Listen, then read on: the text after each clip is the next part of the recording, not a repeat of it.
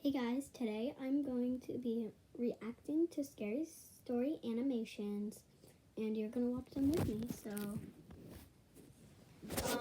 Yeah, so here it goes, and I'm giving credit to whoever made this.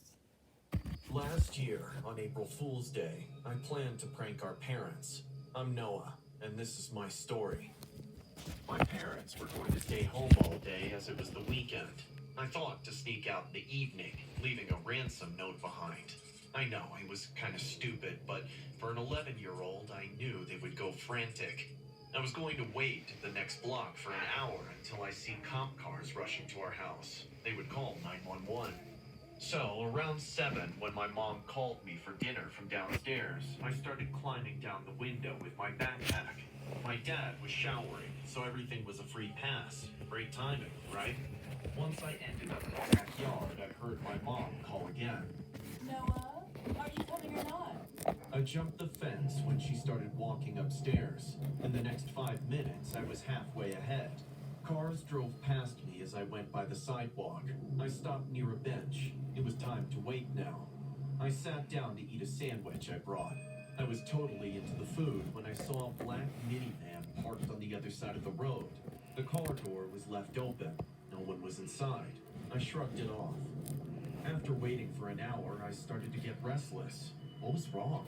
Why haven't they called the cops yet? Even if they see it as a prank, they will definitely be worried about their 11-year-old son roaming the streets at night. Fine, screw it. I'm going home. I got up. I rushed home and took a deep breath, seeing the porch light on. Maybe they don't know it. Or maybe they're waiting for me to come back. I pushed the door and found it open. The dimly lit hallway stood on the other side. I stepped in. Noah. I slowly turned my head to the right. It's the way to our basement. I saw my mom. She was peeing from behind the basement door. Her eyes were calm, but she had a pale face, like she was scared but pretending not to be. She made this hand gesture calling me toward her. I didn't understand, so I just stood there, confused. That's when I heard footsteps in my room upstairs. Noah, there's a bad man in the house. Come here, quickly. I finally realized there was an intruder in our house. I tiptoed to my mom. She took me in her arms and without making any sound, locked the basement door. Mom, what's going on? Where's Dad? I'm down here, kiddo. Everything's fine. Mom, I want to see Dad. No, you don't need to come down here. Stay with your mom. Just do what she says. You'll be fine. I promise. I was on the verge of crying. We were in danger. My mom wiped my tears. Her hands were so cold from fear as well. You are my brave boy. No need to cry. You see that window up there? I turned around my head. There was a small window that opened in our backyard. Good boy. Now, I'm going to lift you, and you will get out and go straight to our neighbors, okay? But Mom, what about you and Dad? You will get us help. Tell Mrs. Kinski to call 911. Can you do that?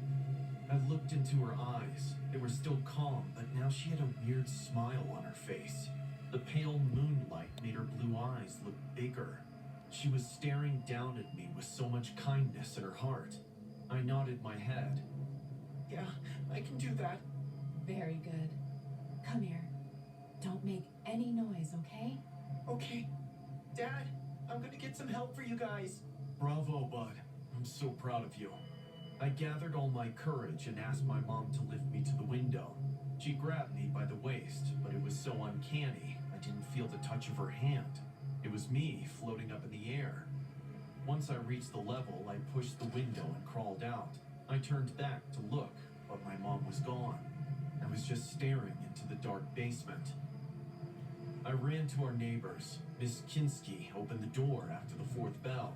She took me in and I was crying and panting. I told her how I was trying to April Fool my parents and left. But when I came back, I saw and heard someone's footsteps upstairs. My mom and dad are still in the house, and I need her to call 911. Kinski did that right away. In the next few minutes, I heard the cop cars approaching. I opened her door, waiting for my parents to come back. There were 2 cop cars outside, and the policemen were ravaging the house. I even heard gunshots. A few minutes later, another siren started approaching our house. It was the ambulance. The cops came out holding a man, handcuffed. He was bleeding from his shoulder, which explained the gunshots. This was the intruder. I thank God for him getting caught. Finally, my parents can come out now. I watched with enthusiasm and hope. All the policemen came out. Nobody said a single word. They all just looked at each other, and then 4 more policemen came out with 2 stretchers. There were black plastic bags on them. The guys from the ambulance took them in. That's when my eyes moved to the left corner of the street. Under the lamppost, 2 people were standing, a man and a woman. They had blood all over their body.